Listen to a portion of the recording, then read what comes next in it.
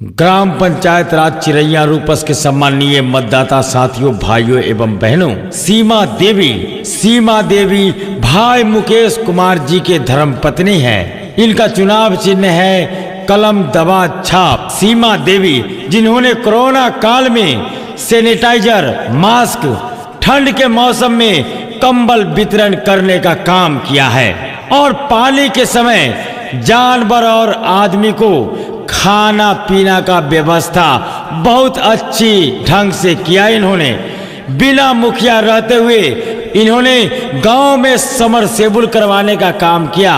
तो मेरे साथियों, ऐसे प्रत्याशी को जानने की जरूरत है, पहचानने की जरूरत है और अपने ग्राम पंचायत राज चिरैया रूपस में लाने की जरूरत है। तो सीमा देवी का चुनाव चिन्ह है कलम दबा छाप। आप सभी को इसी कलम दबा छाप वाले निशान पर जमकर बटन दबाना है और सीमा देवी को ग्राम पंचायत राज चिरैया रूपस का मुखिया सीमा देवी को बनाना है। उठा उठा मुकेश कुमार भैया,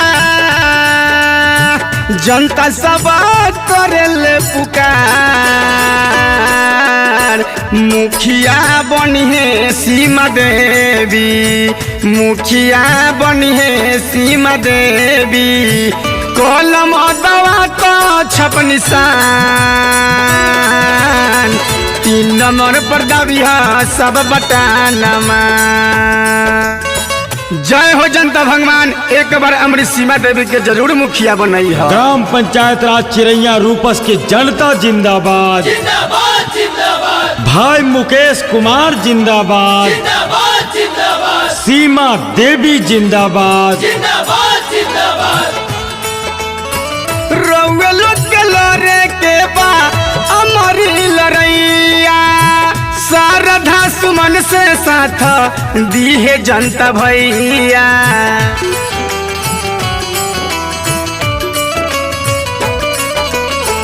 रउआ लोग के लड़े के बा अमरी लड़ैया, शारदा सुमन से साथ दी है जनता भैया।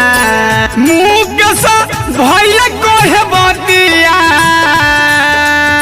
सुन चाचा बात हो हमार। मुखिया बनिहे सीमा देवी, मुखिया बनिहे सीमा देवी।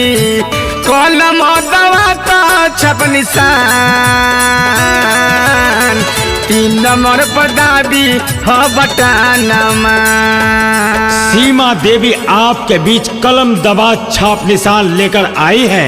सीमा देवी का कहना है, तुम साथ दो बहना, चलने में हम राह नहीं बनाएंगे। अधिकारों का जो हनन हुआ है वापस तुम्हें दिलाएंगे। तो इनका चुनाव चिन्ह है कलम दबा छाप।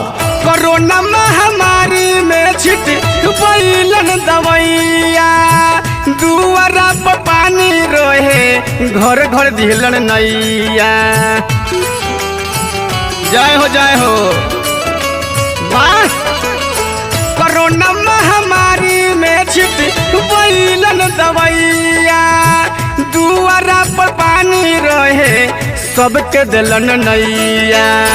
चिरैया रूपस के जनता भैया, सब लोग करेले पुकार। मुखिया बनिहे सीमा देवी, मुखिया बनिहे सीमा देवी। कलम दबा छाप निशान, मुखिया बनिहे सीमा देवी। ग्राम पंचायत राज चिरैया रूपस की जनता जिंदाबाद, जिंदाबाद जिंदाबाद। भाई मुकेश कुमार जिंदाबाद, जिंदाबाद जिंदाबाद। सीमा देवी जिंदाबाद, जिंदाबाद जिंदाबाद। छात्र नौजवान जिंदाबाद, जिंदाबाद जिंदाबाद।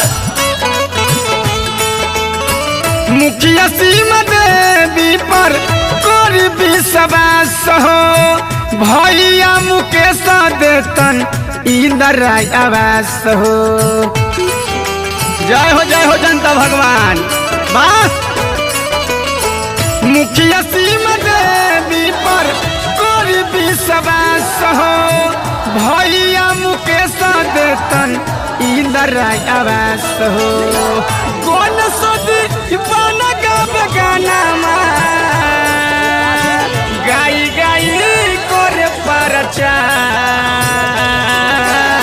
मुखिया बनिए सीमा देवी मुखिया बनिए सीमा देवी कलम दवा का छप निशान 3 नंबर पर दाबी हो बटाना SMW स्टूडियो हाजीपुर। किसी भी तरह के विज्ञापन बनवाने के लिए संपर्क करें गायक गणेश दीवाना कंचनपुर। Mobile number 9122096745।